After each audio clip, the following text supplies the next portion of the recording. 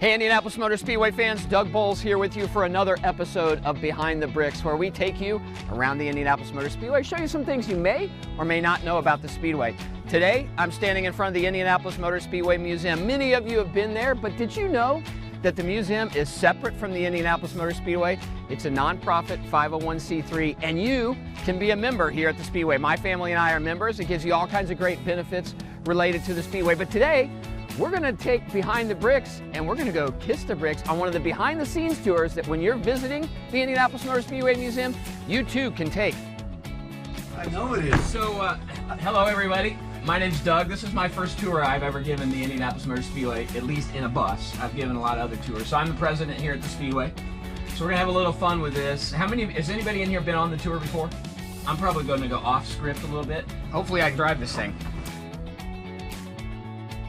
Today, people around the world know of the Indianapolis Motor Speedway as the Brickyard. So one of the biggest problems we have at the Speedway is most of those 3.2 million bricks are literally underneath the racetrack. Freeze and thaw in the winter in Indiana, the heat in the summer causes those bricks to move, and what happens is they manifest themselves in a roughness on our surface. If you look out the left window, you can see the discolored asphalt right there. That's from the bricks moving, and where we've had to actually come in and grind off the top of the asphalt to keep it smooth through here. So the place where our bricks move the most in the racetrack is right here at the exit of turn 2. So I thought it'd be fun. We talk about the banking. If anybody wants to get out and walk the banking, I thought we'd take a chance and hop out. 9 degrees, 12 minutes. It's about a third of the banking of what they have at Daytona. So we're standing here in turn 3, and if you look to the top of turn 3, and you can't see it very well, but you can see right across the way, top of turn 1, is basically a mile as the crow flies. So that's how big the facility is.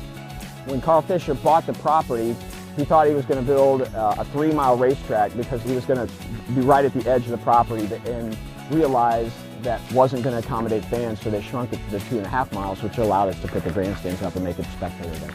This is not a behind the scenes or kiss the bricks tour stop, so hopefully I won't get fired.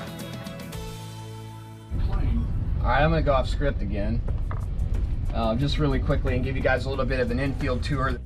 This is our quarter-mile dirt track. It's a little rocky right now, and the other thing that goes along with the weather here is, if any of you are farmers, you get it. Rocks come from nowhere.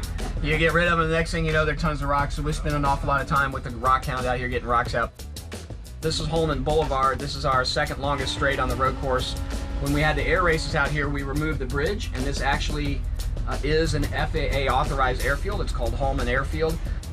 The iconic view of the Indianapolis Motor Speedway, where you get to see everything, the pagoda, the pylon, the front stretch. If you followed the Indy 500, if you were J.R. Hildebrand, you saw the start-finish line thinking you were going to win, and unfortunately you hit the wall. And if you watch that replay, the cool thing about that, he crashes leading, last lap, last corner. Dan Weldon passes him with about 100 yards to go and wins his second Indianapolis 500. The Kiss the Bricks thing started with NASCAR with Dale Jarrett in 1996, but Dan took it to a new level when he got out on the bricks, laid on the bricks, really showed what it meant to win the Speedway, brought his family, his young kids out there, and so that yard of bricks, he's really the one that's incorporated that as it relates to the Indy 500. Pagoda, 10 floors on the pagoda.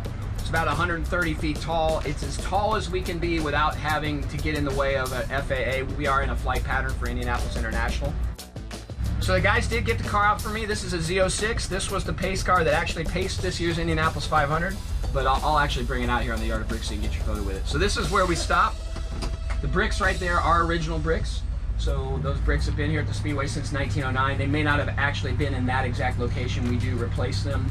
You'll see one brick that's placed in the middle that A.J. Foyt and Mary Holman George actually placed there in 2011 for our 100th anniversary. And then you'll see a brick that A.J. Foyt actually placed as a 4-time winner. And we have the bricks done for Rick Mears, Alan Sr., and Elio Castroneves, and those should go in this fall. 4 bricks over from center and 4 bricks down is A.J. Foyt.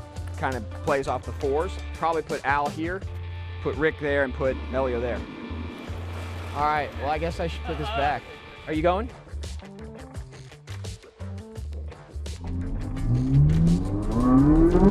That was a little fun. Yeah. I just want to say thanks so much for spending some time with us today. We really, really do appreciate it. Yeah, Thank you. Good job. Well, there you have it, race fans. My first opportunity to give a tour in the bus of the Indianapolis Motor Speedway and a behind-the-scenes tour that you can do. You can come visit the Indianapolis Motor Speedway Museum. I encourage you to come here. There's all kinds of great history. You get a chance to see restoration of records for a little bit longer. You get to see seconds, and traditions are some of the great displays happening here. Always changing over here at the museum. And remember, you can join the museum as well. Thanks for joining me. Hopefully I get some good Uber ratings after that tour today. See you next time on Behind the Bricks.